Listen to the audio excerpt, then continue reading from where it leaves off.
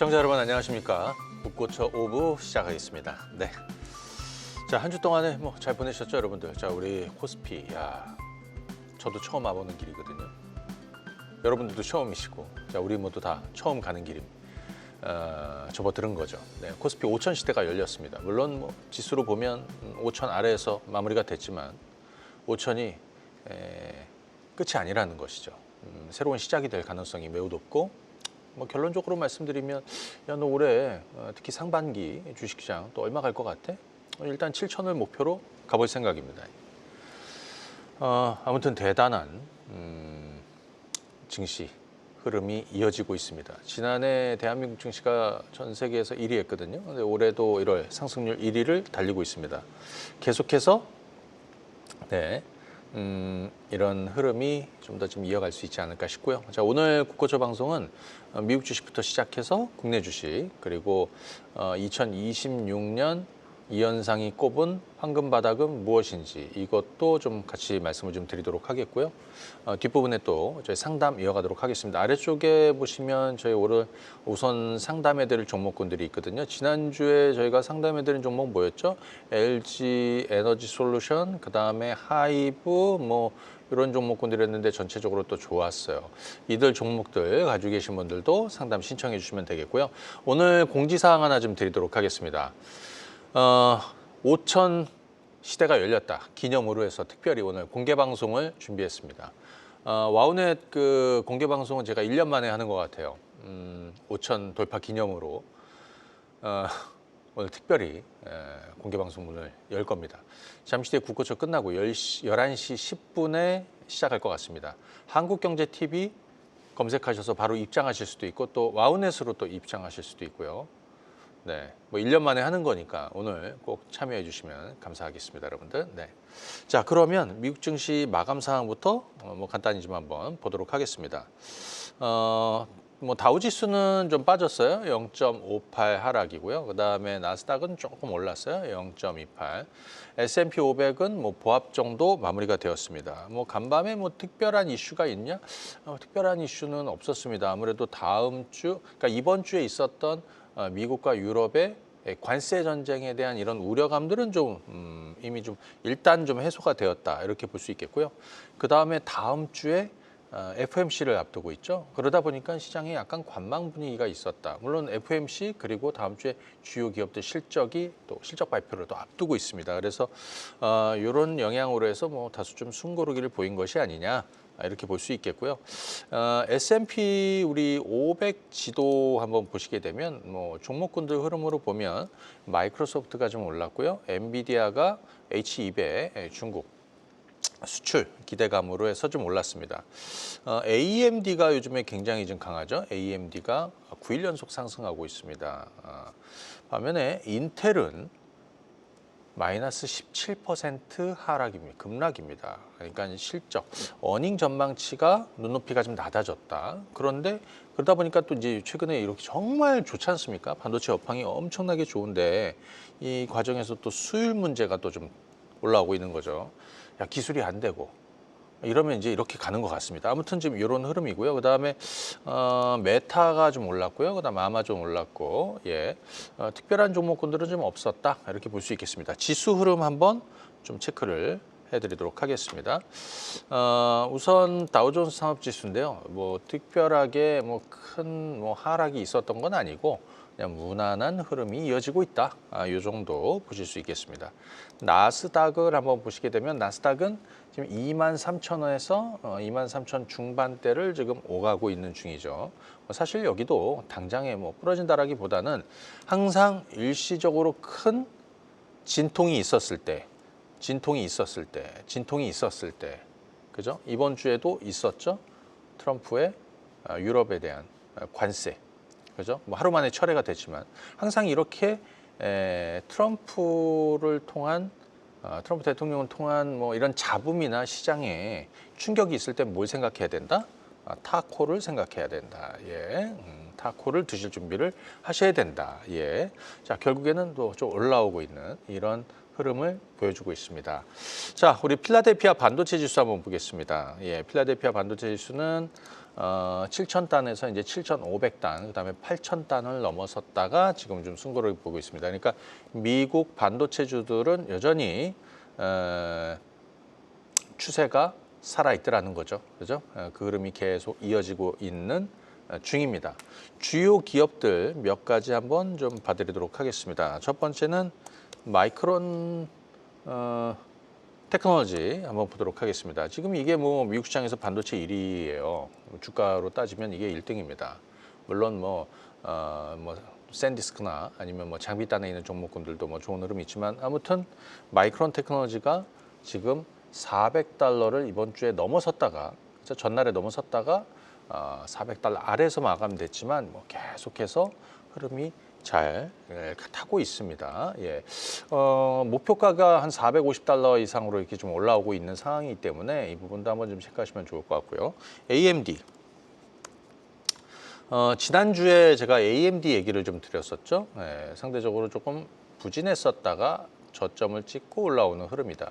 이제 직전 고점대에 이렇게 왔는데 결국에는 직전 고점대인 270달러 수준을 다음 주 트라이 하지 않겠느냐 이렇게 생각이 듭니다. 일단 오늘 사실 미국 주식 얘기는 많이 안 하고 국내 주식 얘기를 좀 많이 해보도록 하겠습니다. 예, 자 한국 주식 얘기를 좀 해야 될 것 같아요. 국내 주식 여러분들 요즘에 이제 코스피가 5천을 들락날락합니다. 5천을 넘어섰다가 5천 아래로 좀 내려왔다가 하지만 뭐 전체적인 분위기는 야 5천은 새로운 또 시작점이 될 거 아니야? 이렇게 볼 수 있는 거죠. 자, 이 부분도 여러분들이 한번 감안해서 보셔야 되는데, 자 일단 이렇습니다. 코스피 5천 시대 이렇게 한번 보시죠.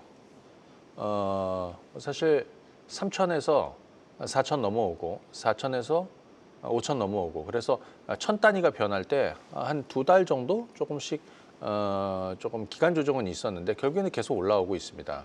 뭐 여러 가지 내용이 있겠죠. 정치적으로 조금 안정이 되었고 그 다음에 AI 그리고 반도체 호황 이것도 맞물렸고 또 유동성 장세 그리고 뭐 대규모 또 우리 머니 무브가 계속해서 이루어지고 있는 것이죠. 그죠? 증시 대기 자금도 주변 자금들도 뭐 증시로 계속 유입되고 있고 고객 탁금이 이제 95조까지 올랐지 않습니까? 아마 100조 넘을 거라고 보여지고요. 이런 흐름이 계속해서 좀 이어질 가능성이 높다. 그래서 5천은 상단이 아니라 지나가는 지수가 될 것이다. 이렇게 봅니다. 개인적으로 저는 야, 너 코스피를 얼마 정도 목표를 두고 일단 갈 거야? 그러면 어디가 고점인지는 잘 모릅니다. 우리 모두 처음 와보는 길이기 때문에. 다만 이런저런 이유들을 이제 말씀드리겠지만 감안해 보면 한 7천까지 일단 열어두고 가볼 생각입니다. 예. 자, 이 부분은 좀 말씀을 드렸고요. 그래서 올해 상방 목표치 한 7천 정도 잡고 그리고 제가 좀 말씀을 드릴 거고요. 그 다음에 요거 한번 보시죠, 여러분들. 네. 코스피 지수 한번 보겠습니다. 예, 코스피. 코스피는 이제 5천 정도 올라와 있습니다. 근데 여러분들 요거 하나만 봐주세요. 자, 여기가 3천선을 넘어설 때거든요. 3천선 넘어설 때입니다. 3천을 넘어서고 한 2개월 정도 옆으로 횡보했어요. 그리고 다시 1000포인트가 올라서 4천에 올라왔습니다. 그리고 그때서부터 한 두어 달 정도 기간 조정이죠. 옆으로 밀리는 기간 조정. 그리고 다시 1000포인트가 올라와서 5천에 와 있습니다.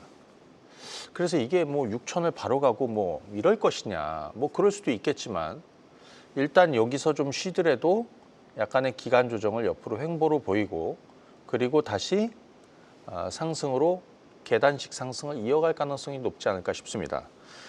그런데 이 흐름에서 코스피가 조금 쉬게 되면 상대적으로 눈높이가 낮아져 있는 아직까지 저가권에 있다라고 판단할 수 있는 거죠.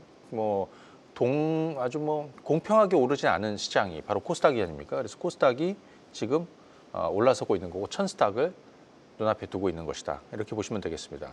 아무튼 코스피는 약간의 과열 기운은 있지만 기본적으로 횡보하면서 그죠? 다음 주 뭐 삼성전자 확정치 그리고 SK 하이닉스, 뭐 현대차 실적 다 있으니까요. 이 부분을 좀 조금 쉬면서 기다리지 않을까 싶습니다. 자, 코스피 시총 상위주들 좀 한번 보도록 하겠습니다. 코스피 시총.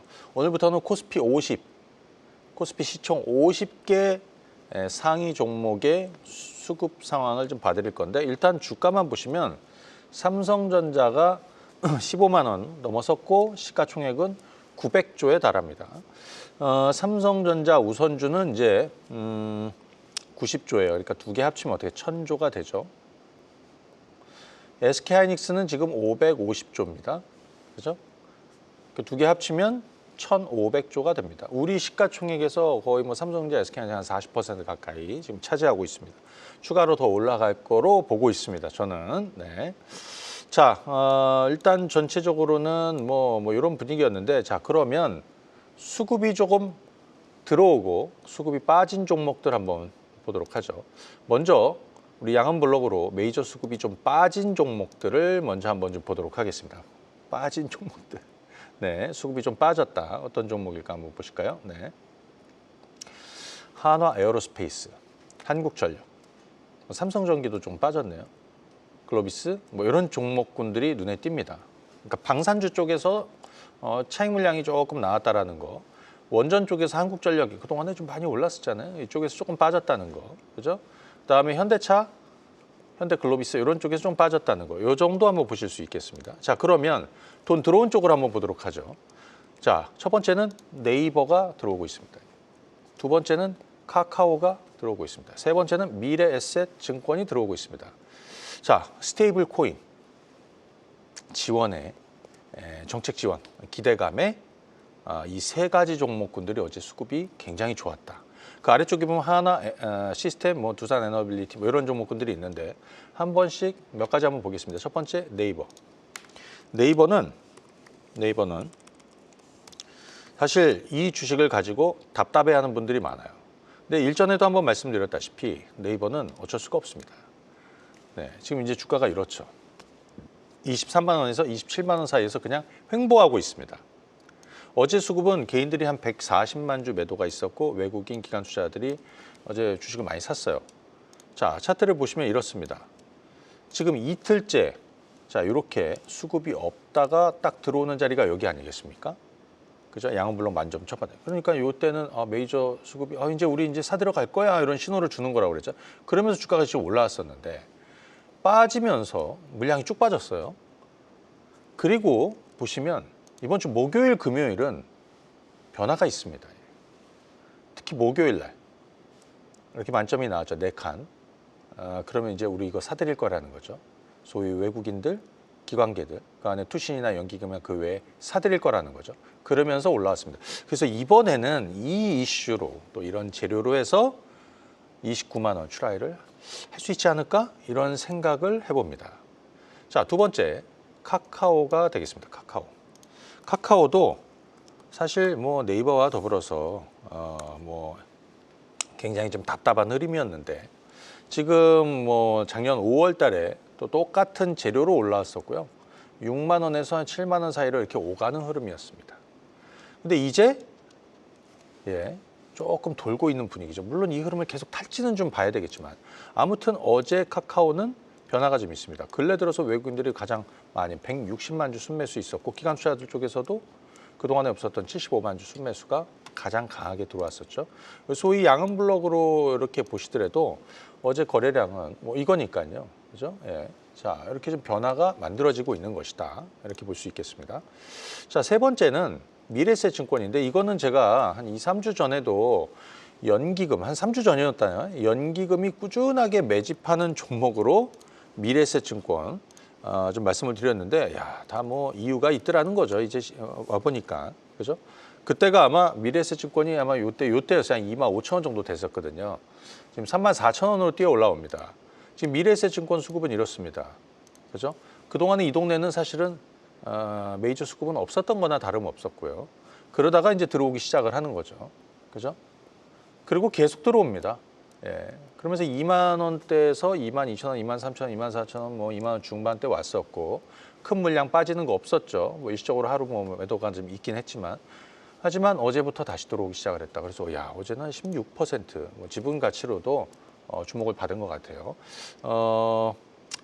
자, 일단 미래에셋증권. 그래서 이 세 가지 종목이 어제 메이저 수급에서 코스피 시총 상위 종목 가장 좋았고요.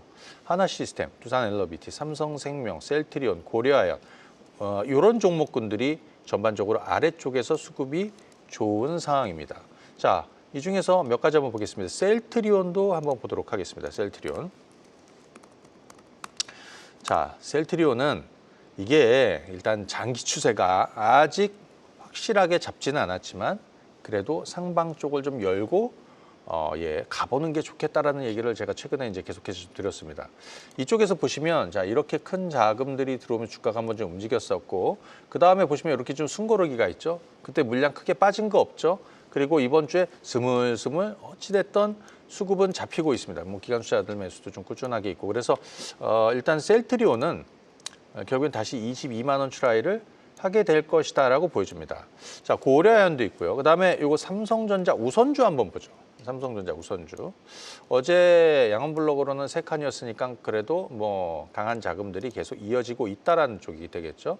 자, 기관 투자자들은 쉬지 않고 계속 매수가 될 투신도 마찬가지고 연기금도 어제 18만 주 매수가 있습니다. 차트를 한번 보시게 되면 이렇습니다. 좀 전에 말씀드린 대로 삼성전자 우선주는 아직 시총이 뭐 100조를 넘지는 않았어요. 예, 90조대에 머물고 있습니다. 예, 개인적으로 삼성전자하고 삼성전자 우선주가 지금 1000조인데 한 1400, 1500 가까이 이렇게 가지 않을까 이렇게 생각을 하고 있어요. 자, 보시게 되면 삼성전자 우선주는 어떻습니까? 예, 7만 원대부터 해서 물량이 나온 게 없습니다. 그죠? 아주 약한 자금이 뭐 일시적으로 반짝 뭐 매도가 있는 날도 있지만 전부 다 계속 큰 자금, 작은 자금 계속 들어오고 있는 중이죠. 자, 삼성전자 우선주도 추가 상승의 길을 좀 열어둘 것이다. 이렇게 보여집니다. 자, 우리 코스닥으로 한번 가보죠. 자, 이번에는 이제 코스닥인데요. 코스닥은 그동안에 상대적으로 좀 많이 쉬었어요. 하지만 언젠가는 코스피, 우리 이 화랑장에서 코스닥이 빠질 수는 없는 거 아닙니까? 빠질 수는 없다. 그래서 이제 900선 중반에서 계속 횡보하고 있었던 게 코스닥입니다. 자, 이제 1000스닥을 임박했다. 근데 1000포인트는 뭡니까? 코스피 5000? 5000이 꼭대기가 아니라는 거예요. 코스닥도 1000이 꼭대기가 아니라는 거예요. 그죠? 1000스닥은 새로운 어떤 상징적인 의미가 있다라는 거죠. 또 놀랬습니다. 정부에서 3000을 부르셔가지고 얼마 갈지 모르는 것이죠. 다만 코스닥이 레벨업을 시작할 것이다라는 거는 저뿐이 아니라 많은 사람들이 동의하는 거죠. 코스피 그 정도 올랐으니까 코스피가 좀 쉴 동안 이제 코스닥 시간이 오는 거 아니야? 동의하는 내용이죠. 그죠? 자, 코스닥에서는 뭐가 비중이 많습니까? 시총 상위에는 코스닥에는 바이오가 비중이 가장 많습니다. 바이오. 두 번째는 반도체 소부장이 많습니다. 세 번째는 2차 전지가 많습니다. 코스닥 150 안에서 시총으로 따져봤을 때 비중을 따져보면 바이오가 40%가 바이오예요. 그죠? 30%는 반도체 소부장입니다. 15%까지 떨어졌어요. 2차 전지는. 왜냐하면 예전에는 2차 전지 비중이 바이오보다 더 높았거든요. 떨어졌어요. 또 그 외에 있습니다. 자, 이게 뭘 의미하냐면 바이오주나 반도체 소부장이나 2차 전지 쪽이나 그죠? 코스닥이 레벨업을 시작할 때 결국엔 순서대로 같이 올라갈 것이다라는 겁니다.